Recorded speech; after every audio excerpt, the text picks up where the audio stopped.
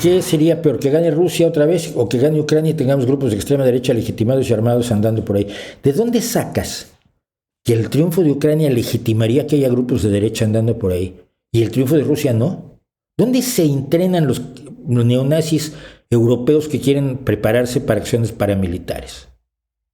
¿Te digo dónde? En Moscú.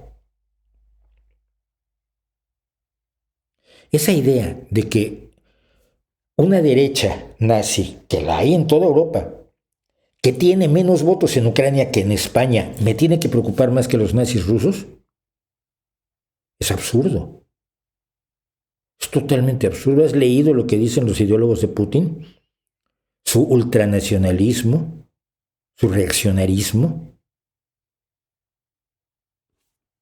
Les han vendido muchos cuentos y se los han vendido con eficacia. Pero no se dejen. Simplemente ve cuál es la presencia relativa de los neonazis en toda Europa y vas a ver que en Ucrania es de las que tienen menos. Lo que pasa es que la propaganda infló la presencia de pequeños grupos neonazis en el Euromaidán. ¿Por qué? Porque eso le convenía a Putin para señalar que la lucha de los ucranianos por unirse a la Unión Europea y por sacudirse de Rusia, de cuyo gobierno sospechan mucho, aunque en realidad tengan relaciones familiares. El 40% de ellos tienen relaciones familiares con algunos, con rusos, las fronteras porosas y la identidad familiar está allí presente. Pero lo importante para Putin era informar y magnificar la presencia de esos grupos neonazis que los hubo en el Euromaidán. Y la izquierda de por aquí le hizo el favor de también decir que como la izquierda es antieuropea, la izquierda leninista en el resto de Europa es antieuropea, lo cual es alucinante, pierden la medida del internacionalismo. Entonces magnificaron también la presencia de grupos neonazis en el Euromaidán. Pero tienen el 5% de los votos. Vox en España está frisando el 14%.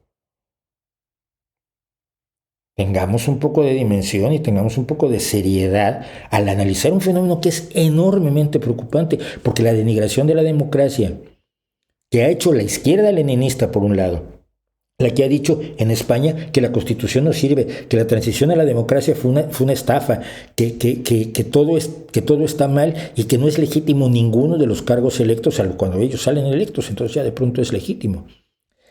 Esa lucha contra la democracia que ha hecho una parte de la izquierda y la lucha contra la democracia que hace la derecha, que también deslegitima la democracia, deja a la democracia en una posición de enorme debilidad.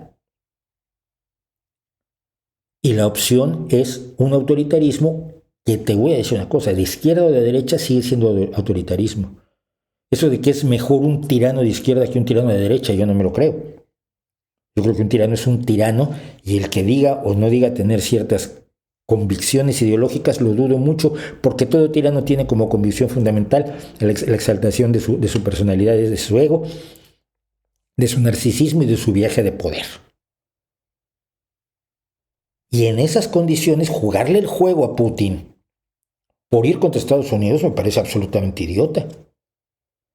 Lo primero es defender la democracia y la capacidad de que las mayorías decidan y no seguir jugando el juego de las minorías.